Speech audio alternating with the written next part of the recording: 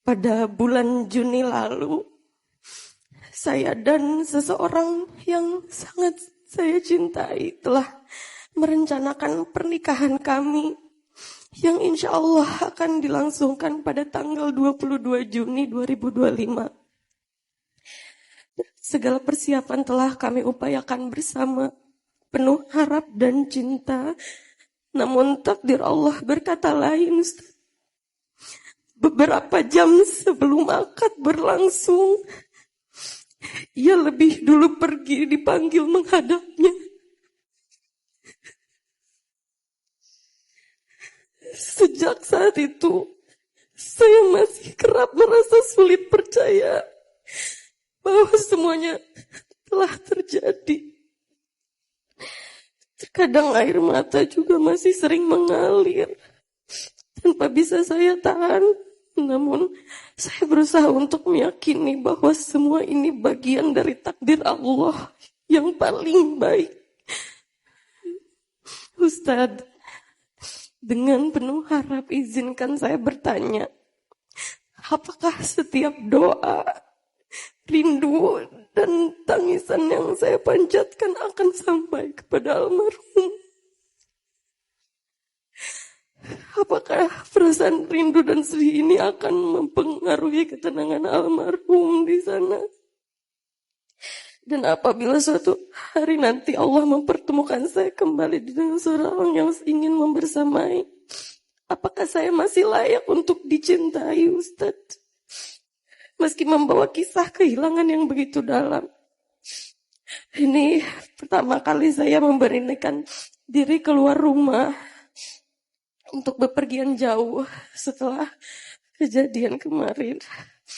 Saya merasa sangat terpuruk, tapi saya ingin bangkit, Ustadz, dengan cara yang Allah ridai, sambil mendoakan almarhum agar ditempatkan di tempat terbaik di sisi Allah. Mohon doa dan nasihatnya, Ustadz. Semoga Allah menguatkan hati saya dan menerima almarhum dengan sebaik-baiknya tempat yang penuh cahaya dan rahmat. Terima kasih. Wassalamualaikum warahmatullahi wabarakatuh.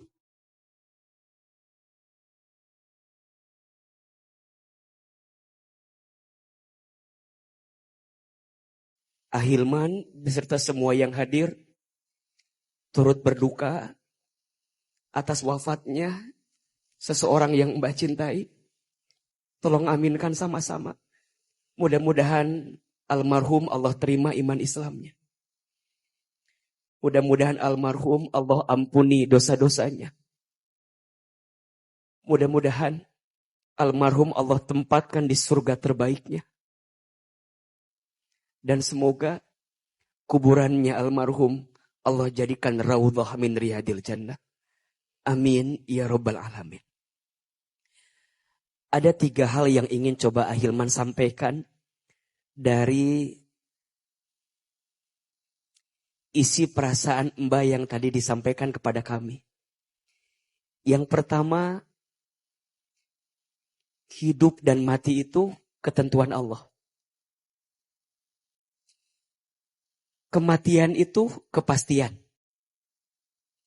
Mau tidak mau, suka tidak suka, pasti kita akan bertemu dengan yang namanya kematian.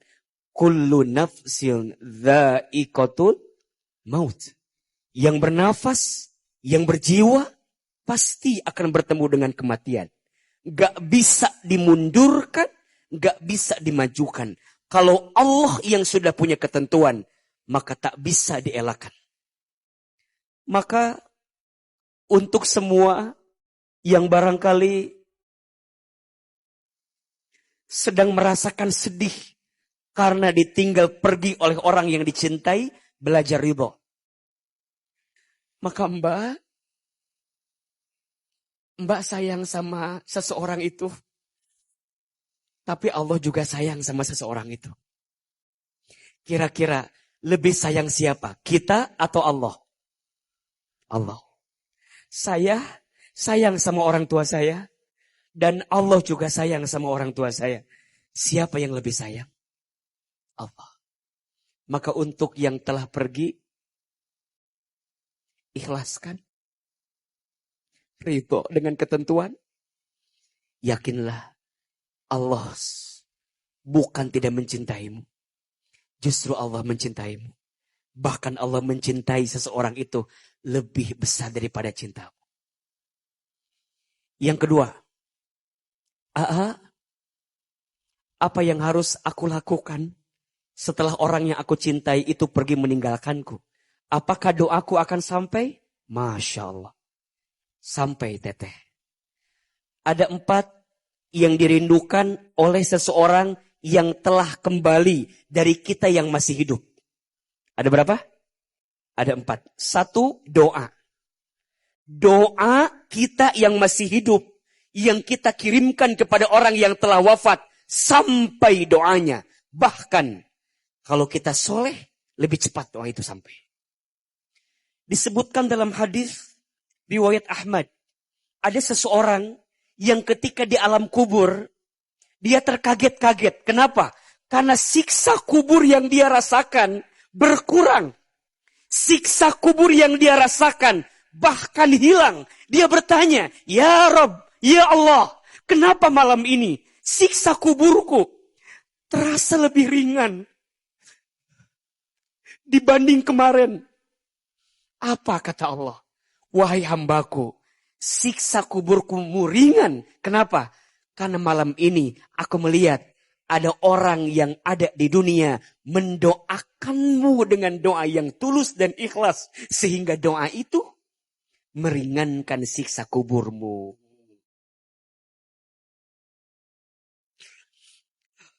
Maka untuk kita yang sudah kehilangan orang tua, doakan. Untuk kita yang mungkin kehilangan pasangan, doakan. Untuk kita yang kehilangan orang yang kita cintai, doakan. Doa kita sampai kepada mereka. Yang kedua,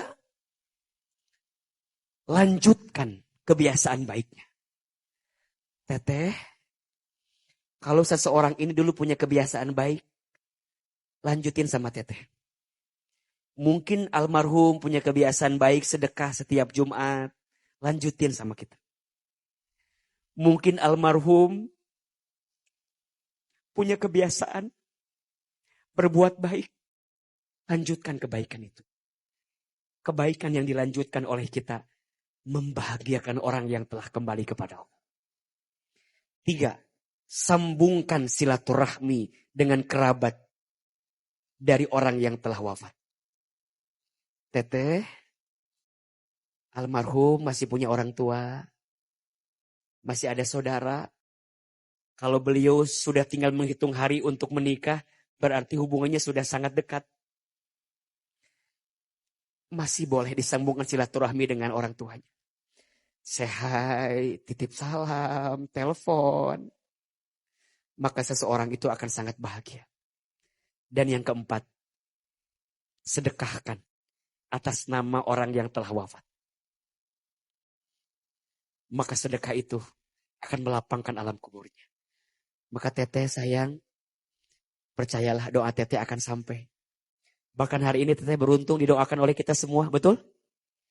1.500 yang hadir di Aston hari ini mendoakan almarhum, semoga doa-doa kita Allah kabulkan. Dan yang ketiga, pesan dari AA, Ahilman, apakah setelah ini kalau saya bertemu dengan orang lain yang bisa menggantikannya seperti apa? Jawabannya, kalau saya pesannya jangan terlalu cepat memaksa orang baru hadir di hati kita sebelum kita bisa berdamai dengan apa yang terjadi dengan kita. Setuju? Teteh mungkin tidak mudah untuk bisa melewatinya. Kalaupun nanti ada orang baru, pasti di hati masih ada nama dia. Pelan-pelan aja dulu. Pelan-pelan sampai teteh merasa yakin bahwa orang ini adalah orang yang bisa mengisi hati untuk teteh selanjutnya. Dan kalaupun nanti ada orang baru yang bersama dengan beliau, jangan kaget kalau beliau pasti membandingkan dengan yang sebelumnya. Kan di hatinya masih ada nama yang sangat dicintai.